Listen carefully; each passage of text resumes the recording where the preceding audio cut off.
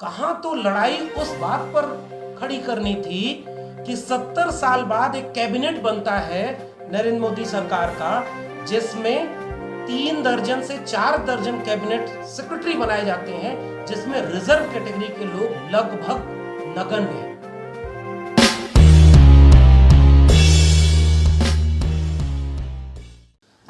आज इस press conference में जब हम लोग यहाँ इकट्ठा हुए हैं, इसकी योजना ये है कि आगामी 16 फरवरी यानी आने वाले कल एक बड़ा प्रदर्शन रखा गया है जंतर मंतर पर, और वो प्रदर्शन इस सवाल पर है, एक बृहत्तर सवाल पर है कि यह देश किसका है, किसके लिए इस देश में सरकारें चल रही हैं और नीतियां किन के लिए बनाई जा रही हैं। और उनमें से 3 मुद्दे जो चुने गए हैं, उसमें सबसे पहला मुद्दा लेटरल एंट्री का है, और जिसके बारे में विस्तार से हमारे पूर्व के वक्ताओं ने बताया कि पहले तो यह देश कौन चलाएगा, इसका मौका आपसे छीना गया। जिस शूद्र तबके की बात अभी अनिल जी कह रहे थे, शारीरिक श्रम करने वाले लोगों को, उनको इस देश को चलाने के तमाम सत्ता प्रतिष्ठान जो बनाए गए उनसे बाहर रखा गया, और थोड़े से लोग इस देश में नीतियां बनाते थे, नियम कानून बनाते थे, और उससे वो इस पूरे देश और समाज को चला रहे होते थे। संविधान बनने के पहले का भारत बिल्कुल अलग था, और संविधान बनने के बाद का भारत बिल्कुल अलग होना था। जिसे डॉक्टर अंबेडकर ने कहा कि अगर इसे लागू करने वाले लोग न्यायप्रिय न रहे तो यह संविधान कागजों का पुलिंदा मात्र रह जाएगा। 70 साल बाद हम उस दौर में हैं और उस भूमिका में हैं जहां फूले अंबेडकर पेरियार की विरासत की वजह से हम इस भूमिका तक पहुंचे। इसलिए हमारी जिम्मेदारी है कि अगर हम कहीं प्रोफेसर बन के बैठे हैं, वकील हैं, जज हैं, सामाजिक कार्यकर्ता हैं, या अलग अलग राजनीतिक या सामाजिक भूमिकाओं को निभा रहे हैं, तो हमारी जिम्मेदारी है कि हम मूल्यांकन करें कि 70 साल बाद क्या वाकई वो संविधान कागज का पुलिंदा मात्र बचा है, या उन लोगों को भी इस समाज को चलाने में भूमिका मिलेगी जिनको संविधान के पहले सायास बाहर रखा गया था। तो उसमें एक मुद्दा सामने आ रहा है, वो लिटरल एंट्री का है।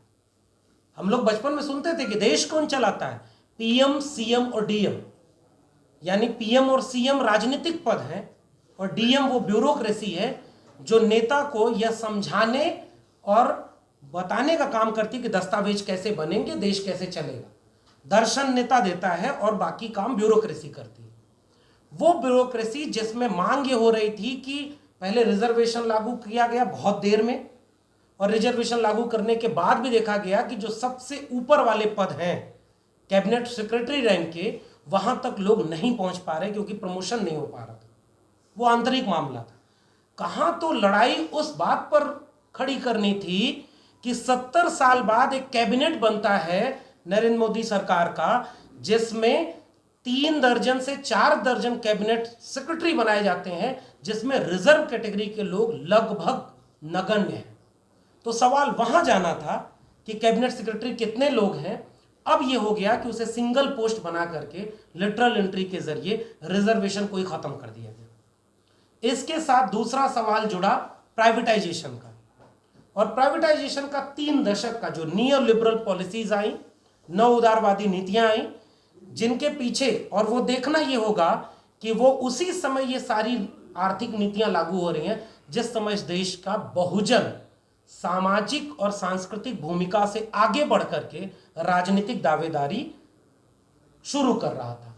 वही 90 का दशक है, और उसी समय प्राइवेटाइजेशन सामने आता है।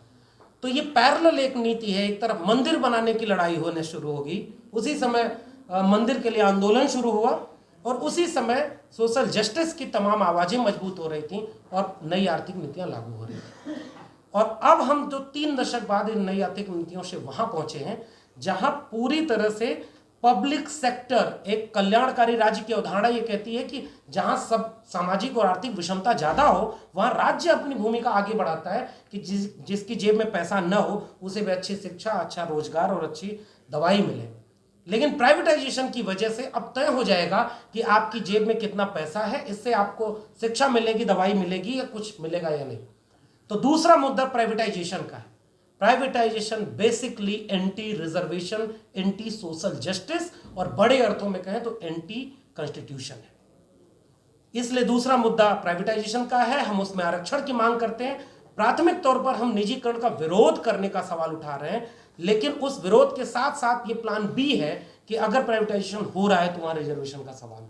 और तीसरा सवाल किसानों के समर्थन का है। हम सारे लोग आज बेशक अपने हाथ से हल और हथौड़ा न चला रहे हो, लेकिन हमारी जड़ें किसानी में है। इसलिए उस किसानी का हमारे ऊपर कर्ज है कि हम जिस भी भूमिका में आज खड़े हैं, हम उस सवाल को उठाएं कि हमारे लोगों का जो हमें विरासत में मिला वो हमसे छीना जा रहा है, ताकि अगली पीढ़ी जब हमसे पूछे कि आपको तो इतना कुछ मिला था, आप एक विश्वविद्यालय में खड़े होकर बोल सकते थे, आप नेता थे, आप वकील थे, आप जज थे, अगर हम नहीं बचा पाए तो फिर आगे बचाने के लिए कुछ नहीं मिलेगा।